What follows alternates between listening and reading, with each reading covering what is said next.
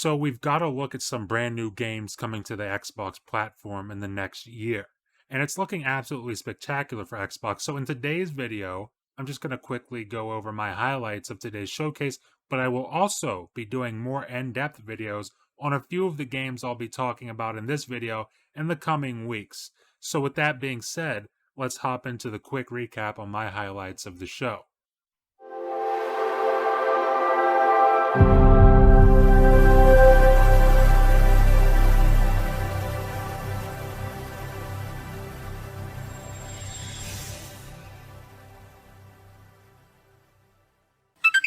Up first, I think it's only fair that we start with Redfall since it was the show opener. And guys, I was very pleasantly surprised by Redfall. I've said it multiple times.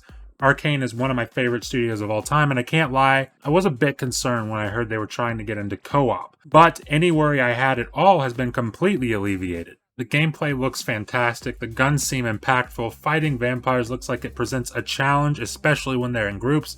And then of course, in typical Arcane fashion, we gotta look at some of the powers and abilities, which leads you to assume that you'll be able to select a character, to fit your playstyle. We saw snipers, we saw an ethereal umbrella being used as a shield, we've got what looks like a lightning or shock attack. We know the game is an open world, and of course, as you'd expect, it's looking like an entirely new game compared to what we saw with that pre-alpha footage of those screenshots from last year. I can't wait to get my hands on this game, and the fact that I can play with or without friends and just explore the open world really has me sold on this experience. And up next, I want to talk about a little studio called Squanch Games, a studio that is led by Rick and Morty co-creator Justin Roiland. And you guys don't know this about me, but I love Rick and Morty. And Xbox is set to get a brand new game directly from the mind of Justin Roiland later this year, and with a release window of October 2022, the game High on Life is set to bolster the Xbox Game Pass lineup to end the year. And it looks fantastic.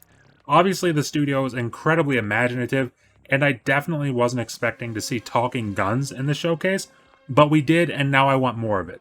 We also got a look at a game called Flintlock: The Siege of Dawn. That looks incredibly interesting.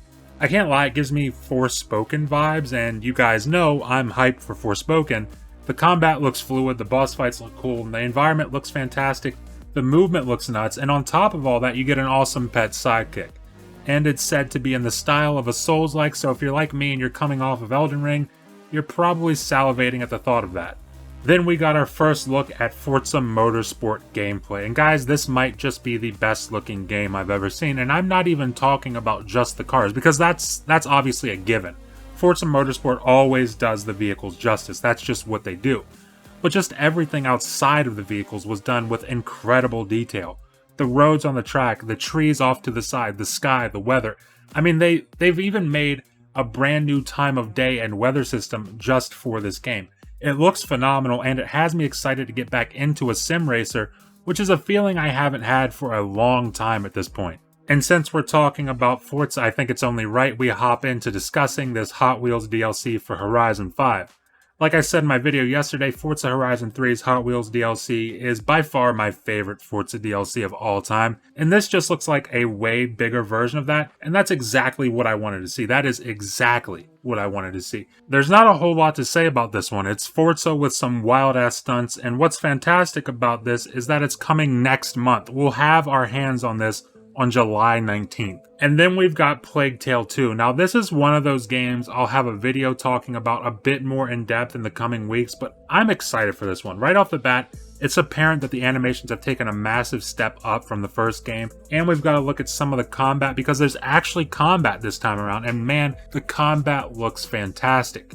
There's a lot to talk about with this game, especially with the showing they just did a few days ago before this presentation, but in the interest of keeping this video moving, let's get right into the next game, because we've got to talk about Diablo 4. Now, admittedly, I'm not a huge Diablo fan. In fact, the whole asymmetrical viewpoint games kind of turned me off, but for some reason this game made me super interested. What's weird though, is I'm not sure if this game is in Game Pass or not yet. I know Major Nelson said that everything we see at the show will be launching into Game Pass, but that was the one game that didn't have a play it day one in Game Pass screen after its trailer. So we'll have to see on that, but the combat looks nuts. It's got a nice looking open world, and the idea of creating my own character has me pretty pumped. I'll definitely be keeping my eye on this one for more info as the summer goes on. We'll probably see a little bit more at QuakeCon, things like that, but I'm excited. And then I want to talk a bit about the Japanese presence at this showcase, because it's something that people have been asking for years from Xbox, and it's something that they've sorely needed in order to be taken seriously in Eastern culture. And good God, did Xbox deliver in this category or what?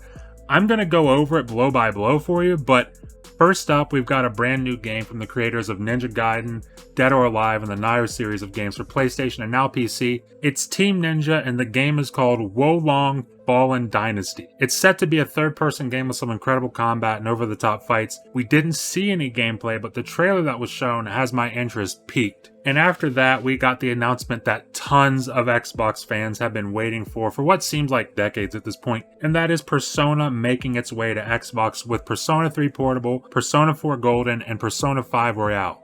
Listen, I'm not dying to play Persona, it just doesn't seem like my type of game, but regardless of how I feel, this is an absolutely massive get for Xbox, and on top of that, it's launching right into Game Pass day one at launch.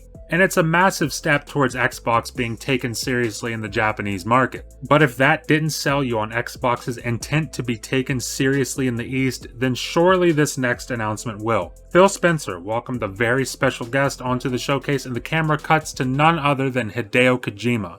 Undeniably one of the most legendary minds the industry has ever seen, and it was announced that he is working on a brand new game for Xbox and PC. Now, we don't have any info on this game, as it wasn't discussed what it was called, what it was like, or anything like that. All we know is that Kojima Productions is producing a game for the Xbox platform. Now, for me, that could have been the mic drop moment for Xbox, but it's not the Xbox Bethesda Showcase without this finale. And of course, I'm referring to Starfield, because we got a wholesale blowout on Starfield. We saw gameplay, we saw characters, we saw story, we saw locations. And guys, this game is going to be out of control. They've announced that there's over 1,000 planets to fully explore. You can land anywhere on these planets. That's astronomical. That's something that hasn't been done in a AAA story-driven RPG. It's like if No Man's Sky had a baby with Mass Effect and it was raised by Fallout. It looks like so much more than I ever could have imagined. The gunplay is a big improvement over Fallout 4, or at least it looks like it is,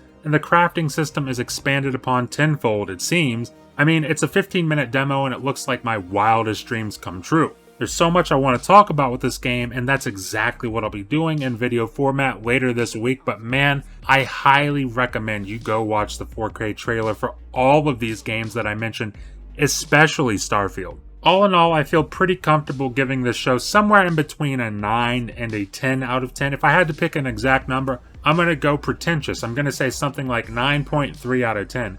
And the only reason I dock points at all is because we didn't see a vow. But if the show format is truly just showing things expected to be out in the next 12 months, then I'm just led to assume it won't be out before the next Xbox Bethesda Showcase next year. And that sucks, but hey, if we're getting Starfield, Redfall, and Forza Motorsport all in the next 365 days on top of all these third-party games and the Hot Wheels DLC, then it's going to be pretty difficult for me to complain. But what do you guys think? What are your thoughts on today's showcase? Leave a comment down below and let me know how you feel.